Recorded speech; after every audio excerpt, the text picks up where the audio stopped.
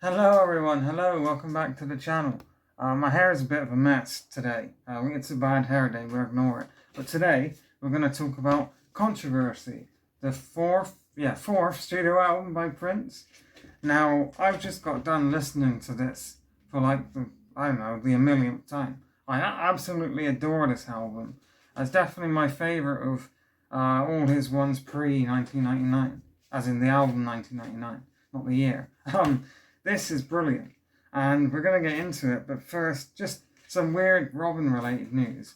It's been about 5 years since I went to the opticians, and obviously that's bad, so I booked in to go yesterday. I went yesterday, and it's not a bad story. I go in there, they do all the tests, a clean bill of health, but she says I have astigmatism, and if I want to stop my migraines, I'm going to need to start wearing glasses all the time, which is fine. But then when she showed me the lenses and put the lenses, the vision, it was crystal clear.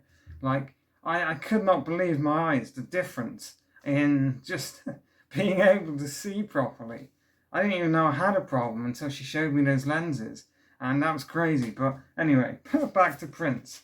So we'll get into this more in the song sections, but I love all the different sounds and styles, because this was 1981, and I mean all of music was just sort of transitioning out of disco and glam pop into the more 80s sound, and you especially get that with this album, because I mean there's some disco groovy stuff on this, especially the song "Do Me Baby," which is amazing. But I love the way it's still got that bit of 80s sound in it. You can definitely hear 1999 coming on, or you can hear the start of the sound that would make Prince Prince, in my mind anyway. And of course, not New Order, New Wave. A New Order is a new wave band, but there's a bit of new wave in this album, which is brilliant. It's just unexpected, but I thought new wave was more of a British thing, but I was wrong. Yeah, it's absolutely amazing. So first, let's talk about the looks.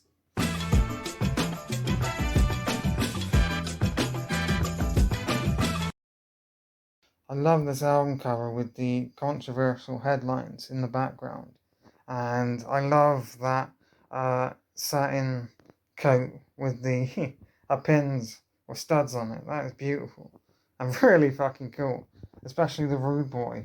But not a badge. That's the word. So I love that, and I love the font of the Prince, but the back is more of the same with these great font. Love the Prince purple and the controversial headlines. I'll show you the. And now we have this amazing poster, which I can't show you everything because YouTube and TikTok have gotten really funny. I love the cross, that's always good. But it's a very, I don't know how far I can go down, but it's a very sensual photo, poster. But my original unboxing of this album got a flag for adult content, which must have been because of this poster. And TikTok took my video down because of this poster. So yeah, but anyway, it's a really great artwork, but I will not be putting that poster on my wall.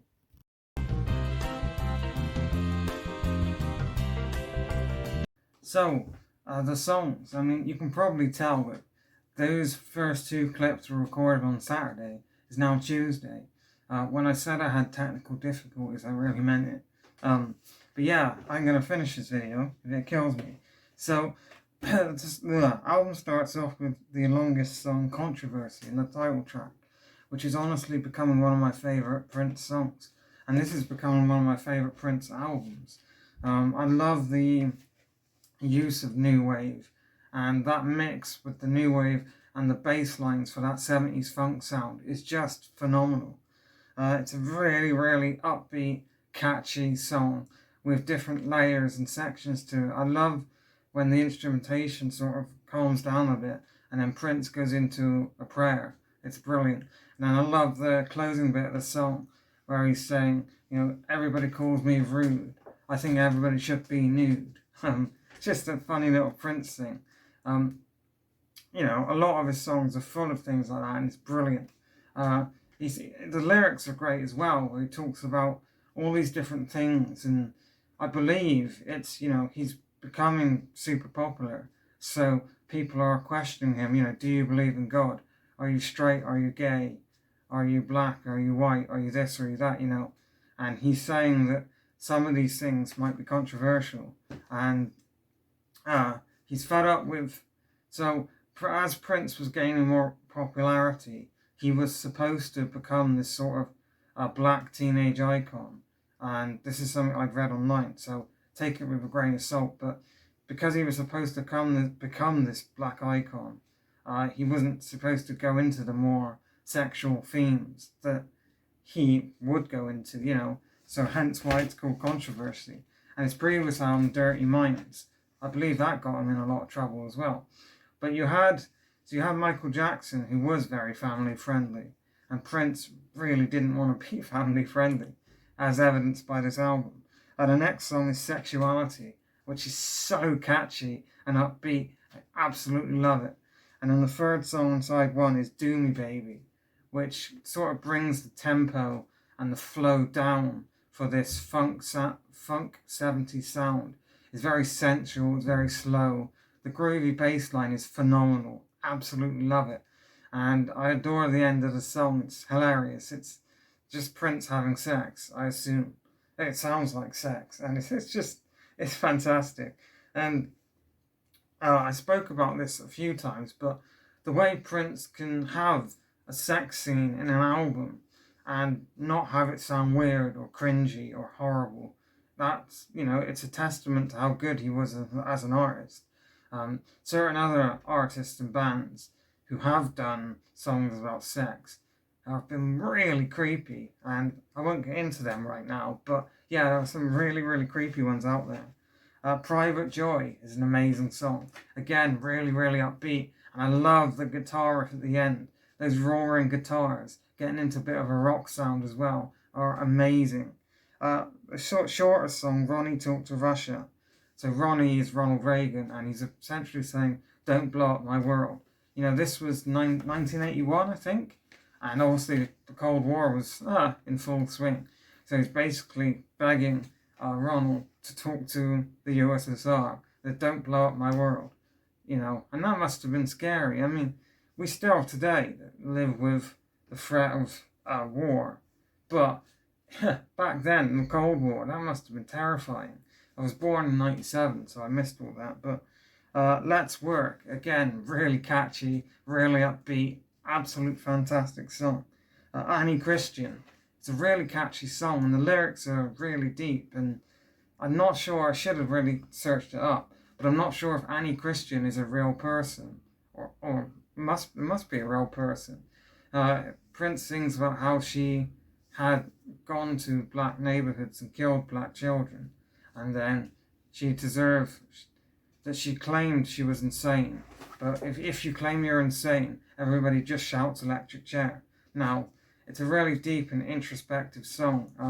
I can't really talk about the lyrics because I don't really understand it. I need to do more research. So I would definitely recommend, if you're interested, to do your own research on that one. And then, of course, the album ends with a song called Jack You Off, because why not?